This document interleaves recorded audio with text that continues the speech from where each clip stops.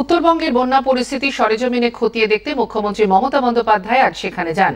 তার আগে বিমানবন্দরে সাংবাদিকদের কাছে বন্যার জন্য কেন্দ্রকে ফের নিশানা করেন তিনি।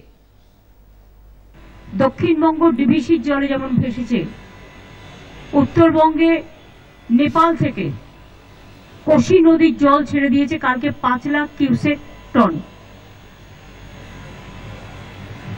ফলে ওই জলটা আসছে বিহার হয়ে বাংলায়, গঙ্গায় ঢুকছে। এর ফলে একদিকে সংকোচ নদীর জল কুচবিহার, জলপাইগুড়ি, আলিপুরদুয়ার আক্রান্ত, আর অন্যদিকে নেপাল যে জলটা ছেড়েছে কোশি নদীর জলটা বিহার হয়ে ঢুকতে শুরু করেছে। এর ফলে মালদা এবং মুর্শিদাবাদের, দক্ষিণ দিনাজপুরের ইটাহার থেকে শুরু করে কিছু জায়গায় এবং দক্ষিণ দিনাজপুরের বিস্তীর্ণ অঞ্চল প্লাবনের আশঙ্কা আছে। উত্তরবঙ্গের জেলাগুলো নিয়ে মুর্শিদাবাদকেও ইনক্লুড করেছি।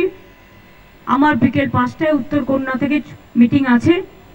যারা ফিজিক্যালি আসতে পারবেন, যারা ফিজিক্যালি আসতে পারবেন না তারা ভার্চুয়ালি থাকবেন।